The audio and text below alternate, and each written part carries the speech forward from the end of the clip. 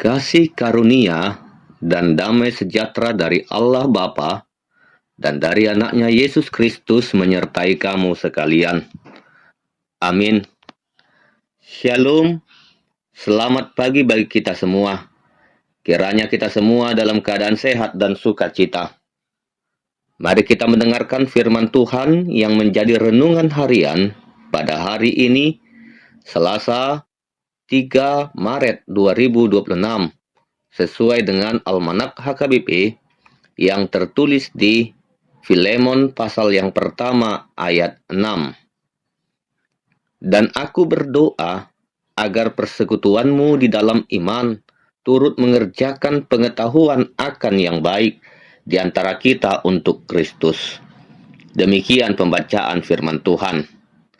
Saudara-saudari terkasih, banyak orang percaya berpikir bahwa iman hanyalah soal percaya kepada Tuhan di dalam hati. Selama kita berdoa, datang beribadah, dan mengaku percaya kepada Yesus, kita merasa iman kita itu sudah cukup. Namun, Rasul Paulus dalam suratnya kepada Filemon menunjukkan sesuatu yang lebih dalam, bahwa iman sejati tidak berhenti pada keyakinan pribadi. Iman sejati selalu menghasilkan perubahan nyata dalam hidup. Iman sejati harus terlihat, terasa, dan berdampak bagi orang lain. Surat Filemon adalah salah satu surat Paulus yang paling pendek, tetapi justru sangat praktis dan menyentuh kehidupan sehari-hari. Hanya satu pasal, namun berbicara tentang kasih, pengampunan, relasi, dan iman yang bekerja. Renungan harian pada hari ini yang tertulis di Filemon 1 ayat 6 adalah doa Paulus agar iman Filemon menjadi iman yang aktif, iman yang hidup, dan iman yang menghasilkan kebaikan yang nyata. Filemon sendiri sedang menghadapi ujian iman. Ia diminta menerima kembali Onesimus, seorang budak yang bekerja di rumah Filemon tetapi melarikan diri. Dalam hukum Romawi, budak yang kabur bisa dihukum berat. Tetapi dalam pelariannya, Onesimus bertemu Paulus dan mengalami pertobatan. Ia menjadi orang percaya. Secara manusiawi, Filemon punya alasan untuk marah atau menghukum. Tetapi Paulus mendorongnya untuk membiarkan imannya bekerja melalui kasih dan pengampunan. Bahkan Paulus mengirim Onesimus kembali kepada Filemon, bukan lagi sebagai budak, tetapi sebagai saudara seiman. Di dalam doanya untuk Filemon ini, Paulus berkata, agar persekutuanmu di dalam iman. Kata persekutuan di sini dapat diartikan berbagi hidup, mengambil bagian bersama, dan hidup dalam hubungan yang saling membangun. Iman Kristen bukan iman yang individualistis, melainkan iman yang hidup dalam komunitas. Kita tidak dipanggil menjadi orang percaya yang hidup sendiri-sendiri. Iman selalu membawa kita masuk dalam hubungan dengan orang lain. Paulus berdoa juga agar iman Filemon turut mengerjakan pengetahuan akan yang baik. Ini berarti iman yang bekerja, iman yang efektif, iman yang menghasilkan tindakan. Karena iman bukan hanya teori, iman bukan sekedar pengetahuan Alkitab, tetapi iman adalah sesuatu yang menghasilkan tindakan yang nyata. Yakobus berkata, iman tanpa perbuatan adalah mati.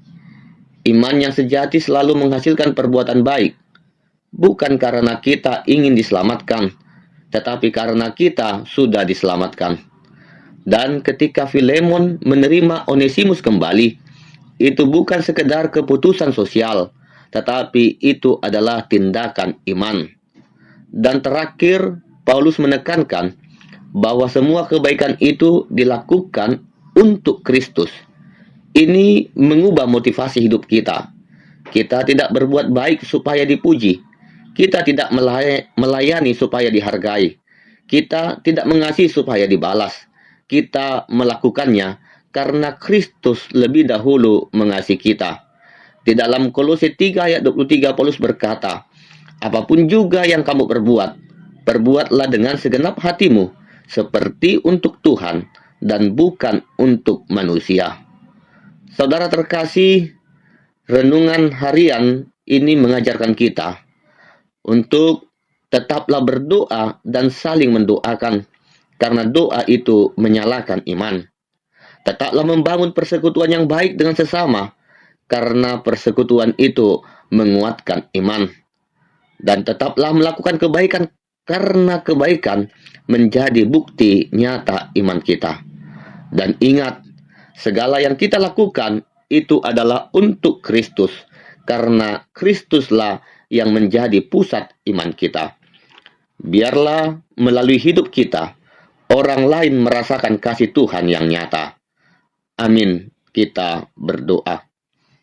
Terima kasih Tuhan untuk firman-Mu yang telah kami dengar pada saat ini. Ajarlah kami memiliki iman yang hidup, bukan hanya di bibir, tetapi nyata dalam tindakan. Tolonglah kami untuk bisa mengasihi, mengampuni, dan menerima sesama seperti Engkau telah menerima kami. Kiranya melalui hidup kami, nama-Mu semakin dimuliakan. Berkati kasih karunia dan damai sejahtera dari Allah Bapa dan dari anaknya Yesus Kristus menyertai kamu sekalian. Amin.